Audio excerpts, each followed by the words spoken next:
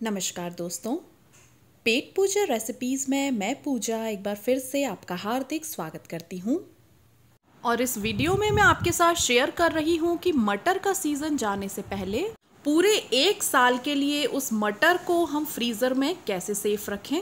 पर वीडियो शुरू करने से पहले अगर आपने इस चैनल को सब्सक्राइब नहीं किया है तो सब्सक्राइब कर लें। तो चलिए वीडियो शुरू करते हैं। सबसे पहले फ्रीज करने के लिए जो मटर आप बाज़ार से ख़रीदें तो ये ध्यान रखें कि मटर की फलियां बिल्कुल ताज़ी और टाइट हों। ये देखिए बिल्कुल इस तरह से चमकदार मटर की फलियां हैं ये, और मटर का दाना काफ़ी बड़ा बड़ा और ताज़ा है इसमें। तो छीलने के लिए सबसे पहले इस तरह से ऊपर से फली को तोड़ के आप किनारे की ये जो झिल्ली है ये अगर खींच के हटा देंगे तो मटर बिल्कुल आसानी से खुल जाएगा। और फिर इस खुले हुए मटर के दाने से मटर को बिल्कुल आसानी से आप निकाल के अलग कर सकते हैं। तो बिल्कुल इसी तरह से हम सारी मटर को छील के तैयार कर लेते हैं। ये देखिए इस तरह के बड़े दाने वाली मटर आपको 5-7 रुपये महंगी ज़रूर मिलेगी, पर फिर भी बाज़ार से फ्रोज़न मटर ख़रीदने से ये सस्ती ही रहेगी और बहुत ही अच्छी मटर फ्रीज़ होती है। तो इसी तरह से मैंने यहाँ पूरी 1 किलो मटर को छील के तैयार कर लिया है। और अब हम इस तरह से एक बार मटर को उथल पुथल के चेक कर लेते हैं कि कहीं कोई फटा हुआ, गला हुआ या सड़ा हुआ मटर तो नहीं है। ये देखिए इस तरह से अगर कोई काला पड़ा हुआ मटर है तो आप उसको निकाल के अलग कर दें, क्योंकि 1-2 मटर अगर ऐसे रह जाएंगे तो सारी मटर ख़राब हो जाती हैं। और उसके बाद हम इसको एक चलनी में ट्रांसफ़र करके नल के नीचे अच्छे से धो लेते हैं। और अब हम एक बड़े बर्तन में 1.5 लीटर पानी को अच्छे से गर्म कर लेंगे। पानी इतना होना चाहिए कि मटर हमारी सारी उस पानी में डूब जाए। तो यहाँ देखिए पानी हमारा खौलना शुरू हो गया है। तो जो मटर हमने चलनी में धो के रखी थी वो सारी मटर अब हम इस खौलते हुए पानी में ट्रांसफ़र कर देंगे। और उसके बाद तेज़ आंच पे बिल्कुल घड़ी देख के 2 मिनट के लिए हमें इस मटर को उबाल लेना है। 2 मिनट से ज़्यादा हम इसको नहीं उबालेंगे वरना मटर हमारी मैश होनी शुरू हो जाएगी, टूटनी शुरू हो जाएगी। तो एक बार चलनी से इसे इस तरह से हिला लेते हैं और तेज़ आंच पे इसे हम उबाल लेते हैं। मटर को उबालते समय हम इसमें डालेंगे 1 बड़ा चम्मच भर के चीनी।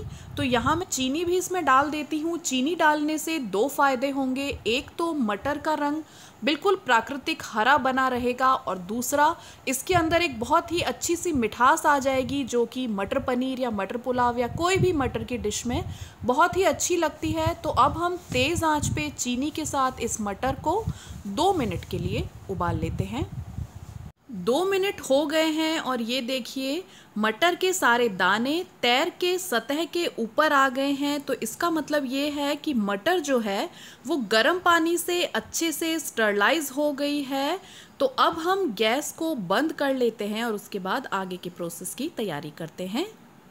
इसके लिए एक बोल में मैंने पानी लिया है थोड़ा सा, और उसके बाद इसमें हम डाल देते हैं आइस क्यूब्स। आप चाहें तो फ्रिज की बिल्कुल ठंडी बॉटल का पानी भी इसमें डाल सकते हैं। और अब यहाँ जो मटर हमने पार बॉईल करके स्टरलाइज करके रेडी रखी थी वो देखिए गैस हमने यहाँ बंद कर दिया है। मटर बिल्कुल रेडी है।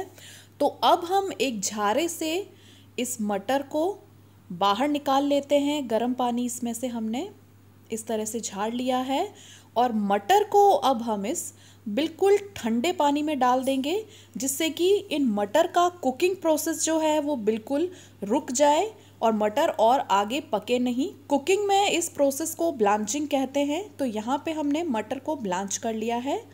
तो सारी मटर हम इस तरह से बिल्कुल ठंडे चिल्ड पानी में ट्रांसफ़र कर देंगे और इसको 2 से 3 मिनट तक इसी ठंडे पानी में रहने देंगे, जिससे कि मटर की कुकिंग पूरी तरह से रुक जाए और ये ठंडी हो जाए। और अब जब मटर के दाने पूरी तरह से ठंडे हो चुके हैं तब हम एक बर्तन के ऊपर इस तरह से एक चलनी रख देंगे, और ये जो ठंडा पानी है इसको हम इस चलनी में से छान के अलग कर लेंगे। तो मटर हमारी ऊपर चलनी में रह गई है। अब हम इसे चाहे तो पंखे के नीचे 10 से 15 मिनट के लिए ऐसे ही सूखने के लिए रख देंगे, जिससे कि एक्स्ट्रा पानी इसका सूख जाए। तो मटर को हम 10 मिनट के लिए ऐसे ही खुला छोड़ देते हैं।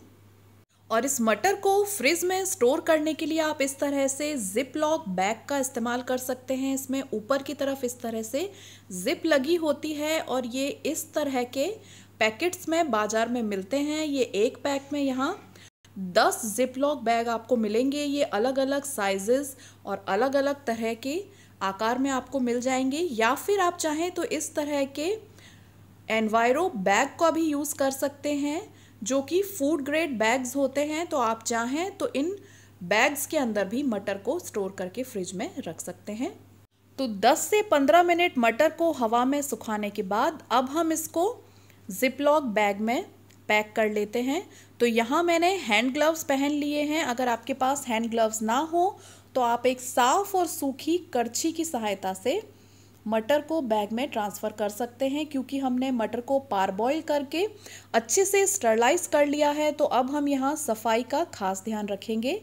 तो इस तरह से आप चाहें तो सारे मटर को एक बड़े बैग में ट्रांसफ़र करके रख सकते हैं, या छोटे छोटे आकार के जिपलॉक बैग्स भी मार्केट में मिलते हैं। तो एक बार में काम आने वाले मटर को आप अलग अलग करके भी छोटे छोटे बैग्स में स्टोर करके रख सकते हैं। तो इस तरह से मैंने यहाँ सारे मटर को एक बड़े बैग में ट्रांसफ़र करके रेडी कर लिया है। तो यहाँ सारे मटर हम इसमें डाल लेते हैं और अब हम इस मटर के पैकेट की वैक्यूमिंग करेंगे। इसके लिए जिप के स्लाइडर को इस तरह से खिसकाते हुए मैंने पूरा बंद कर दिया है और किनारे में हल्का सा इसे खुला रखा है। और अब हम लेंगे प्लास्टिक की एक स्ट्रॉ। ये वही स्ट्रॉ है जो हम कोल्ड ड्रिंक्स और शेक्स वगैरह पीने के लिए इस्तेमाल करते हैं। तो जो जिपलॉक बैग में हमने थोड़ा सा खुला छोड़ा हुआ हिस्सा है उसमें हम इस स्ट्रॉ को डाल देंगे और हाथों से थपथपाते हुए मटर को सब तरफ फैला के स्लाइडर को इस तरह से खिसका के हम स्ट्रॉ को बंद कर लेंगे। और अब मुंह से हवा खींचते हुए हम एक्स्ट्रा हवा जो भी इस बैग की है वो बाहर निकाल लेंगे। ये देखिए, जब हम मुंह से हवा सक कर रहे हैं तो बैग आपस में चिपक गया है और वैक्यूम क्रिएट हो गया है थैली में। अब हम स्ट्रॉ को बाहर निकाल के जिप लॉक को पूरी तरह से बंद कर देंगे। तो हमारा बैग जो है ये रेडी है फ्रीज़र में जाने के लिए। तो चलिए मटर की थैली को अब हम फ्रीज़र में रख देते हैं। फ्रिज के उस हिस्से में जहां हम आइसक्रीम जमाते हैं वहां हमने मटर के बैग को रख दिया है। और अब हम इन मटर को साल भर तक अपनी ज़रूरत के अनुसार निकाल के यूज़ कर सकते हैं। तो चलिए अब एक और तरीका देखते हैं मटर को स्टोर करने का। ये तरीका ज़्यादा आसान है और इस तरीके से आप 6 महीने तक के लिए मटर को फ्रीज़र में स्टोर करके रख सकते हैं। इसके लिए यहाँ मैंने 1 किलो मटर को छील के रेडी कर लिया है और उसमें से इस तरह के सड़े गले जो भी मटर हैं उनको आप निकाल के अलग कर लें। और ये जो साफ़ मटर हैं इनको हम इस तरह के फूड ग्रेड वाले एनवायरो बैग में डाल देते हैं। यहाँ हमने इसको उबाला नहीं है, किसी भी तरह की स्टरलाइजिंग हमने इसमें नहीं की है। हम सीधा मटर को छील के और बैग में इस तरह से डाल रहे हैं और उसके बाद इस बैग को इस तरह से इकट्ठा करके हम ट्विस्ट कर देंगे। और ट्विस्टिंग करके हमने इस थैली को लॉक कर दिया है बिल्कुल टाइटली। मैं इसको घुमा के देखिए पैक कर रही हूँ। और इसके बाद हम एक रबर बैंड लेंगे और उस रबर बैंड से इस बैग को हम अच्छे से इस तरह से सील कर देंगे और उसके बाद इस बैग को डायरेक्ट हम रख देंगे फ्रीज़र में। ये देखिए बैग हमारा रेडी हो गया है और इसको भी बिल्कुल उसी तरह से फ्रिज के ऊपर वाले हिस्से में फ्रीज़र में हम रख देंगे।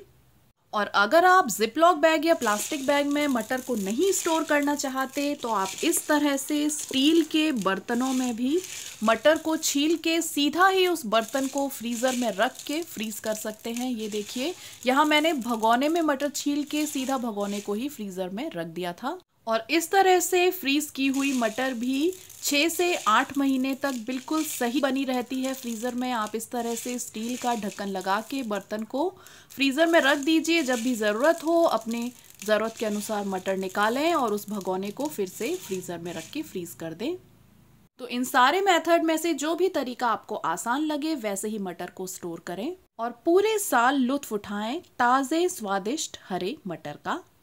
इसी के साथ अगर ये वीडियो आपको पसंद आए तो वीडियो के नीचे लाइक का थम्स अप जरूर दें। इस वीडियो को सोशल मीडिया पे अपने फ्रेंड्स और फैमिलीज के साथ ज़्यादा से ज़्यादा शेयर करें, जिससे कि वो भी मार्केट में मटर के गायब होने से पहले ही उन्हें स्टोर करके रख ले। इसी तरह की रेसिपीज़ और आइडियाज़ के लिए इस चैनल को सब्सक्राइब ज़रूर कर लें।